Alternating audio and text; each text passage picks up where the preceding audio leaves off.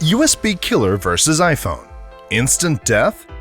Phonebulance.com.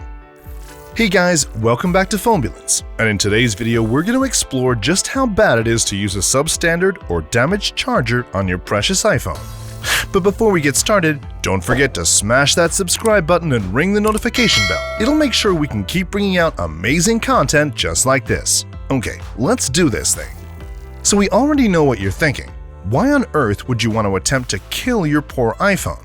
Well, the short answer is to test out how durable and resilient they are, and because, well, why not?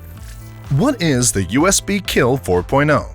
It seems weird that such a device of destruction would even exist, but the truth is that an important part of any research and development of a product is running tests on a sacrificial unit to test its metal and really see what it's made of.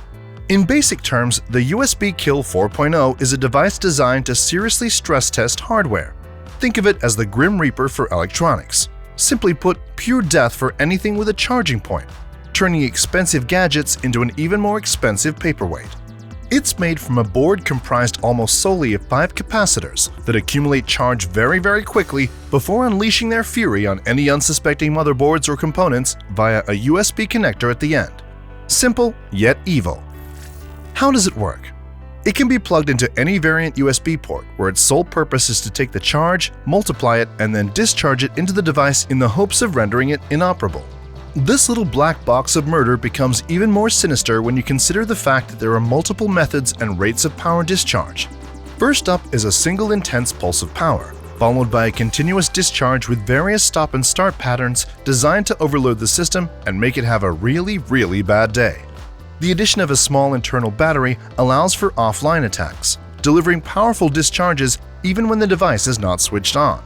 This mode bypasses all known USB-C and Apple Lightning security protocols as well, which we think is the truest test of security. The USB killer can be triggered from up to 100 meters away via remote control, smartphone app, or a timed attack that can be set up to 200 days in the future. Though old-fashioned testers would just plug it in, there's also a magnetic function inside that can be activated by swiping the included covert magnetic ring across the unit. Who uses them? We already know hardware manufacturers use these babies to research, design, and then test their products. But penetration testers, otherwise known as good hackers or white hats, simulate a cyber attack or hack on an unsuspecting system with the aid of a USB killer in order to check for exploitable weaknesses or vulnerabilities. Conversely, malicious hackers or black hats will also use something similar in order to crack a system and gain unlawful access to it. The boys in blue, law enforcement, will also sometimes use a device like this to gain access to electronics for the purpose of forensic analysis. Versus an iPhone 7. So the big question, how will an iPhone 7 fare against this silicon melting devil? Will the lightning port fry? Will the damage go further into the mainboard?